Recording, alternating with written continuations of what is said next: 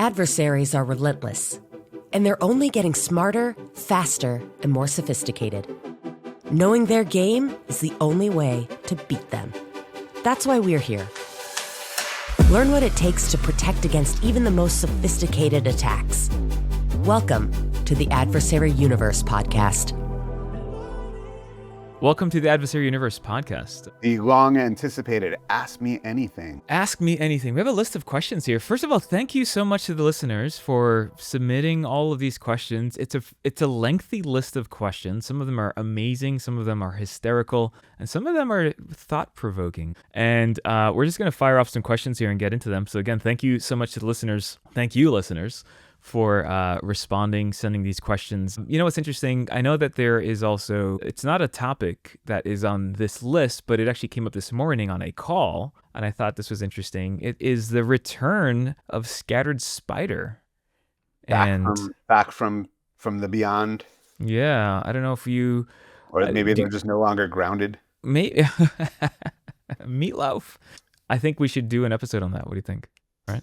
On Scattered Spider? Yeah, and them returning and what that means. Right? Yeah, sure. I mean, they've been heavily targeting retail and insurance over the last couple of weeks here. And so we've got, I know, quite a few incidents that we've been tracking related to that. So definitely something we're paying close attention to and would love to share more information. People can protect themselves because, you know, they came back hot and heavy in the last couple of weeks here. And they have, yeah. And it's been a lot going on there, and then obviously with everything going on in Iran and elsewhere in Ukraine, we're pretty busy tracking all these different threats and how they're evolving. Yeah, I can imagine that's going to be the topic, several topics in our next few episodes, right, around what's happening geopolitically across the globe right now, right, warfare-wise. So yeah, looking forward to kind of getting into that. All right, so let's get into some of these questions. This may be a little bit of a shorter episode than normal, but again, thank you to our listeners. Thank you for sending this in. The first question is interesting. Breaking into the threat intel industry. That's the topic here. How did you do it? What are your recommendations for those interested? There was no threat intel industry really when I got into it. I started off actually on the pen testing side of the house, doing red teaming and pen testing. And as I kind of started doing that and became a little bit more involved in it and focused on that naturally led my curiosity into more about how exploits work. Because when I was doing this, it was really before Metasploit was a thing. So, you know, we had Canvas and there was Core Impact and tools like that. But oh, cool. Yeah. They didn't always work, you know, the way you would expect them to in a real world environment. And so I started kind of trying to tweak those to get them to be a little bit more feasible in some of the environments I was testing. And then it was kind of like, okay, well, how does this actually work? And going even deeper into exploits and understanding how they worked. And, you know, you'd hit different platforms, particularly when I started doing pen testing. You know, a lot of these things were built for specific versions of Windows, and then you'd run into like really weird stuff like, oh, there's this vulnerability in this service, but this customer is using HPUX or something like that. So how do we see if we can modify this to work in that environment? And so as I started getting more and more into the exploit world, that led me into reverse engineering, and that led me into ultimately malware analysis, because that was right around the time we started doing these pen tests. And then, you know, I was getting called in when there was an incident and they were saying, hey, like we found this DLL, what does it do? And so that's really kind of how I started down that path of malware analysis. And then from there, you know, this kind of happily coincided around the time that there was a real big uptick in various state-sponsored intrusion activity. And I was also involved with e-crime stuff with the NCFTA, which is a really cool organization out of Pittsburgh. And so I just kind of fell into malware analysis right around the time it became clear that if you track the malware and understand who's building it and how they're building it, you can start to understand who these adversaries are. And that was, you know, in the late 2000s and right around the time that the Aurora incident happened in 2010. I was working at a federal agency, and that was really an interesting problem because it was the first time we had seen these kind of state-sponsored intrusions really show up in the mainstream press and the mainstream dialogue when 34 companies came out and said that they had been compromised by an advanced persistent threat, which was, of course, code for China. And so right around that time is when we started talking about building CrowdStrike. And so threat intel existed to an extent there. There was kind of built on the I guess, what do they say, the shoulders of giants, right? So you had iDefense and Eyesight Partners, and there was a company, I forgot who it was. It was another like hackery company that was doing some of this type of work. Yeah.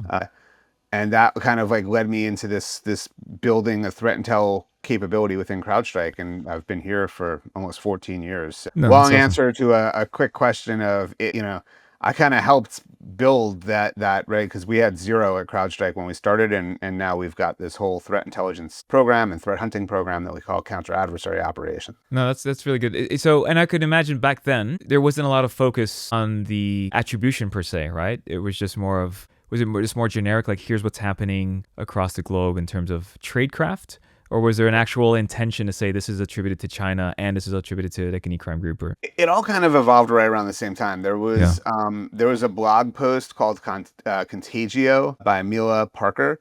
Okay. Who shout out to Mila, she's awesome. But she her whole kind of blog post, she was like a sysadmin at a variety of think tanks and NGOs, and she just started posting, I found this email and it was effectively a phishing, and she would put the hashes and she would put her analysis of it. And that really became like the first main source of nation state intelligence that was publicly available at the time. And so, all of this kind of occurred in the 2009, 2010, in the heels of Stuxnet and things like that. So it all kind of magically swirled together. Now, I would argue that threat intelligence has been around since 1988, really, when the Morris worm happened, and we started to see the first thing that people were talking about was sharing of vulnerabilities. And so you had full disclosure and various mailing lists where people were sharing vulnerability information, just to kind of talk about the things that they were finding. And then responsible disclosure kind of came into the equation. And so that kind of was the first iteration, was sharing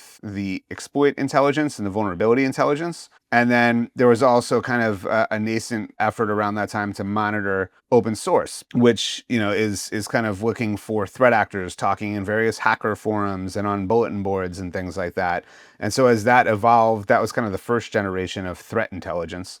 And then as IBM X-Force was a big one, or I guess it was ISS X-Force before IBM bought them. But X-Force was kind of started leading the way with a lot of the threat intelligence at that time. So there's lots of companies that I'm kind of skipping on the names just because there's so much there's a lot historical information in my head. So no offense to anybody that was kind of a grandfather of the threat intelligence industry there, but it really kind of evolved over time. And then, by the time Aurora happened, everybody's really focused on malware, which was one of the original CrowdStrike taglines. We came out and said, you don't have a malware problem, you have an adversary problem. Because what happened with Aurora, and I was working at State Department at that time, and I remember, there was, if you were a Symantec shop, Symantec would call it Hydrack Q. And if you were a McAfee shop, then they called it Aurora. And it was like this whole, we're talking about the same file here. So like, it doesn't matter what it's called. The problem is that there's somebody doing this, and it's China. And so that's kind of where we started to up level our thinking around the actual adversary, not the individual tools that the adversary were using. And that really kind of got us to this whole adversarial naming. And around that time was when, Mandiant started tracking APT1 and things like that. So, long story for a short question is that this has evolved since I've been at CrowdStrike. It really wasn't a thing in the way that, it is today back then. And after the company was started and we started doing threat intelligence, and threat intelligence platforms started to become very en vogue, and we started to see more tools evolve around that kind of nascent threat intelligence space. But I would say in general, a lot of these threat intel things started off in the SOC, where people were realizing like, hey, we're looking at the same thing over and over again. Let's not do that, right? Let's take a step back and be like, if we can extract intelligence about this, now we can actually start to see this problem for what it is. And so this all kind of came together around that time frame. Now for today, I could tell you we have a lot of interns coming in to CAO, and we've had many of them, if not most of them, convert to full-time employees when they finish their studies. Yeah. And so we really like to bring in people from various disciplines, right? And it's kind of, people come in either as Intel analysts who are kind of classically trained Intel analysts, and they understand things like alternative competing hypothesis, and they understand all of the analytic frameworks that exist and how to actually do analysis. Or they come in more on the kind of technical side, right? The more hackery side, where they are, tinkerers, and they like to take things apart and figure out how they work, and they do the analysis that way. And we've had a lot of great luck kind of drawing from both of those kind of talent pools to Nice. bring them in, and then we train them the way that we want them to think about these things and to operate that way. I love that. And then I'm sure for those of you not familiar with our careers page, I believe you'll have access to a list of any type of opportunities that are within the counter adversary operations team, crowdstrike.com/careers, but we'll put that in the show notes. Yeah, crowdstrike.com/careers. You'll get a full breakdown of any postings in Adam's division. That's pretty awesome, man. So, Any division. Or any division. Yeah, exactly. Any division. But if you want to get into the cool stuff, Intel, this is where you go. Or threat hunting. I'd say threat threat hunting is also kind of the other side of that, which is really cool. You know what? I think this is actually directly tied to the question. This other question here. There's a list of questions that are focused on adversaries. For example, one is, who is the first adversary that we tracked, like we named? Do you remember that? Deep Panda. Deep Panda. Sweet. So this was December. It was actually Christmas Eve. December 2011, there was, I don't know, maybe 12 people at CrowdStrike that time. And we had this incident pop up, and we pulled the entire company off of what they were doing as a fun little Christmas Eve present. And it was like deep dive, reverse analysis, like figure out what's going on. I remember I was in the back seat. I was going out to a restaurant in rural Virginia, and I was in the back seat tethered to a BlackBerry. Tells you how long ago that was. And I was reverse engineering at IDA Pro Open, and I was reverse engineering stuff and on Skype, back when we used Skype as our principal collaboration platform at the company, and we were just sharing information that way. And that was the first time that a cyber incident ruined Christmas for my household, and certainly not the last. I was going to say probably not the last one. So that's cool. Here's another question as a follow-up to that. Truth be told, not really ruined it, because I think that stuff is fun. Okay, so who is an adversary that keeps you up at night, and why? That's an interesting question. I sleep pretty well. Let's start with that.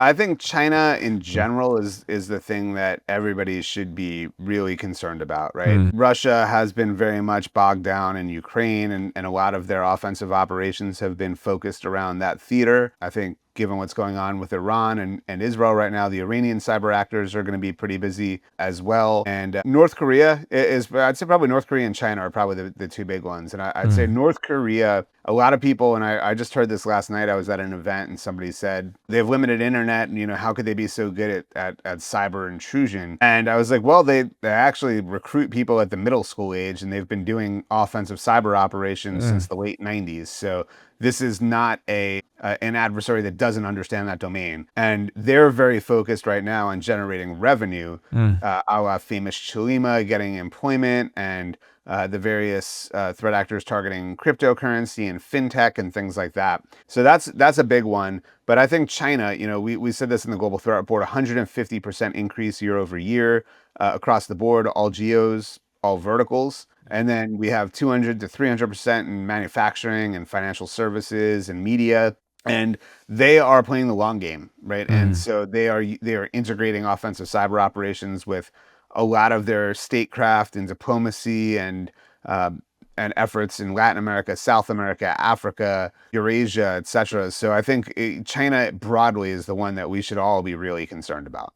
You think that there's a variety of e-crime groups listening to this podcast now, this episode, and they're just like, oh, they're going to announce the group that they're most concerned about. And then you say China, and you're just like, ah. Well, I mean, e-crime is an opportunistic problem for most organizations, right? It's not going away, right, anytime soon. It's not going away. Yeah. And if you don't do basic, cybersecurity well, you're going to be more susceptible to some of this, right? But e-crime actors, it's that old adage, if you don't need to run faster than the bear, you just need to run faster than the guy next to you. E-crime, it epitomizes that, because if you're a hard target, they're not going to try that hard to get in. They're just going to find somebody that's a softer target. Oh, interesting. All right. I like this bear analogy. Someone is asking about an unexpected or jaw-dropping moment in tracking adversaries. Maybe we should have a separate episode for that, but I'll say probably the number one that came to my mind is when after the DNC, when the blog post went out about the finding Russian malware at the DNC,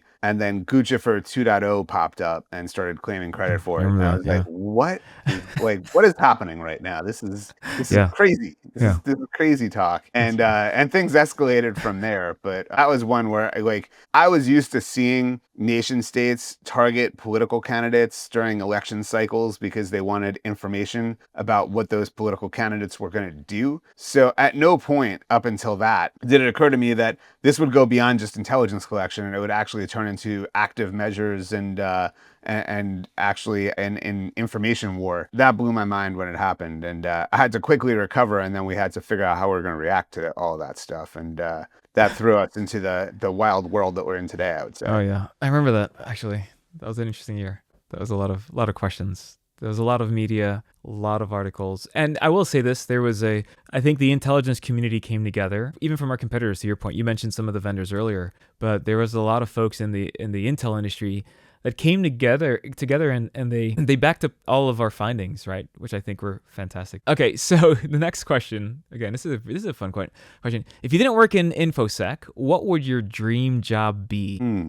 I don't know. It probably changes from hobby to hobby. Maybe I would say baker, but I think they have to get up real early. I don't know. I do like working with my hands and solving technical problems. I don't know. Really? Maybe a mechanic of some sort. Huh, mechanic. Interesting. I think I would have been a radio personality, like have a radio show, like old Or a classic podcast. style, or a podcast. You got a face for it. Oh man, that or I wouldn't. I don't know. Maybe I'll get into like a food truck or something. Or a DJ. You got some DJ skills. Yeah, I for do have those DJ that don't skills. know. Yeah, that's right. I would have done more DJ stuff. Christian on the 1 and 2s. The 1s and 2s, yeah, I would totally do that. You'd be like working in like some like Jamaican the Christian Rodriguez sound system. That's right. Yeah, but I think I would get into that. Entertainment. I like entertainment also. Yeah. Right.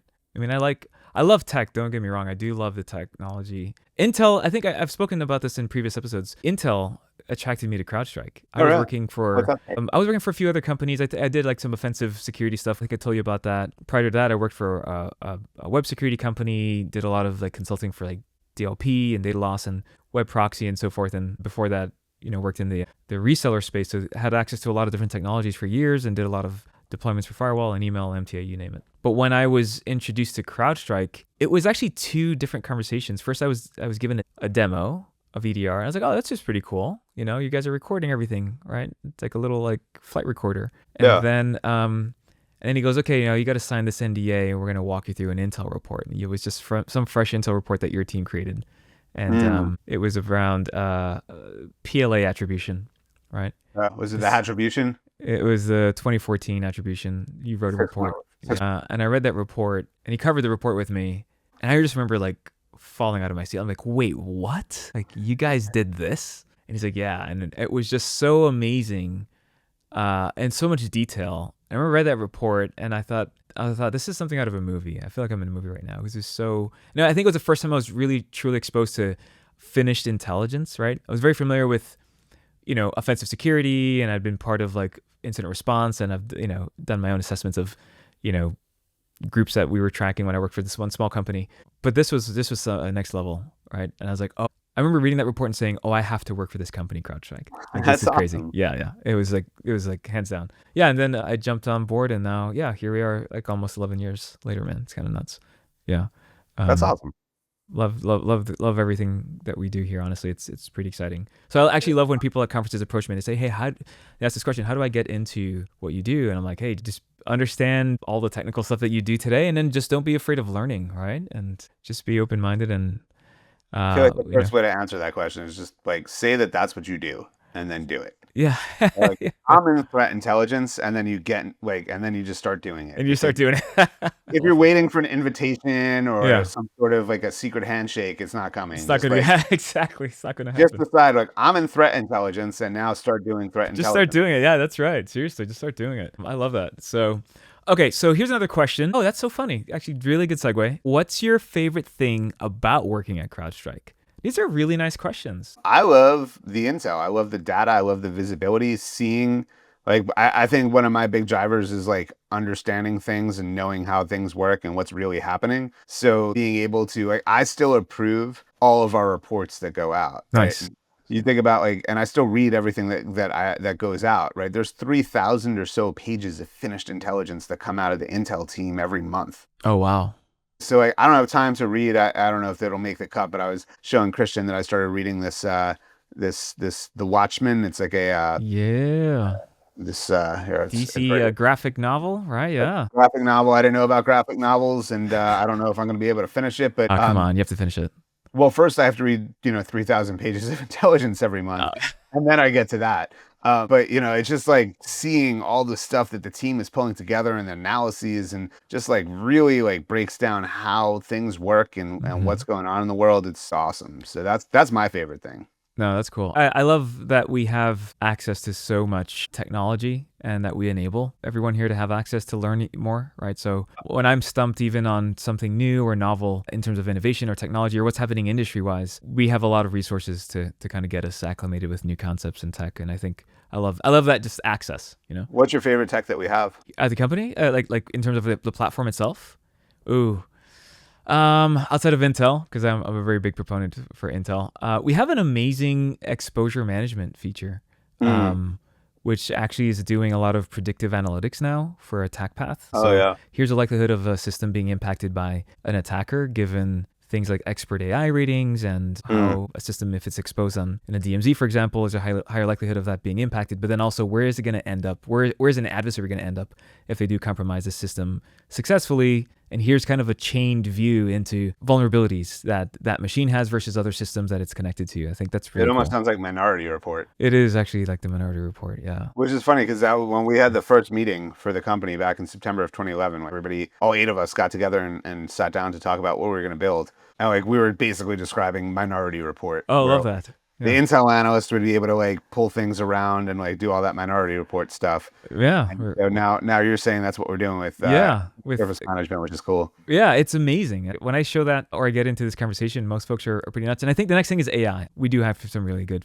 AI here at the company, and what we're doing with the agentic stuff is fascinating. I think we could do a whole episode just on what we're doing with agentic. We'll have to bring someone else on to talk about some of the things we're doing agentically on the AI side. I know we got a few more minutes here before we have to wrap. But I think a lot of the questions are around adversaries, which I guess makes sense, right? For the Adversary Universe podcast. Yes, exactly. So inappropriate. This is so odd. What else you got? Rapid fire. Let's do it. All right. What's your favorite bird of prey? That's a real question. Like an owl, maybe. Of course, you have to say falcon. I guess. I guess I guess legally we're obligated to say falcon. We're required. Condor, osprey. I mean, there's so many to choose from, and they're all pretty savage. Yeah, I'll just say falcon. Next question. All right, I'll say osprey, just because that's a mascot of my Harrier. daughter's There's college. raptor. Yeah, there's so many out there. I know, really. I could rattle them off because we have so many tools named after birds of prey. Right. Those are all the tools that we have. Okay, fair enough. What is this is an interesting question. I don't even know if we can answer this or if we'll have time for this. Challenge accepted. What's a question that people never ask about adversaries, but you wish they would ask? Their home address. That's a really good answer. Shout out USDOD. Not the Department of Defense, but the guy that stole everybody's social security. Oh, that's right. Got locked up in Brazil. That's right. I was gonna say he's in Brazil. That's interesting. Mm-hmm. That's right. Did they officially lock him up? Wow, that's too funny. How often does that happen where we get involved and someone actually gets, does some jail time? Well, jail time less so. I mean, versus just the indictments themselves. Yeah, I mean, like Peter Levashov, I think ended up in jail with some help from us, and certainly there's a few others, but usually it's just we help the law enforcement guys break their toys and take them off the field as much as possible. I love that, man. I know we're running up on time here. What do you think, this is my question to you, Adam, right? There's a lot that's happening. We have a threat hunting report that's coming out very soon. As I mentioned in the opening, there's the uptick in activity coming out of groups like Scattered Spider, Labyrinth, Chalima has been increasing their attacks on cloud infrastructure. We have a physical security episode that just dropped by the time this one airs. This was really good discussion. Thank you so much for these questions. We didn't get to all of them. There's a few that we'll try to answer and send follow-ups. So if anyone wants a guest speaker, whether industry or celebrity, send them over and we'll be happy to interview them and get them on the podcast. So this was fun. I can't wait to see what those requests look like. I know. It's going to be a fun one. I think it's going to be really good. So Thanks for listening. This is the Adversary Universe podcast. See you on the next episode. Later. Thanks so much for listening to this episode. If you like what you're hearing, subscribe to our podcast and head over to crowdstrike.com/adversaries to learn more about the many bad guys we track. Thanks for listening, and we'll see you next time on the Adversary Universe podcast.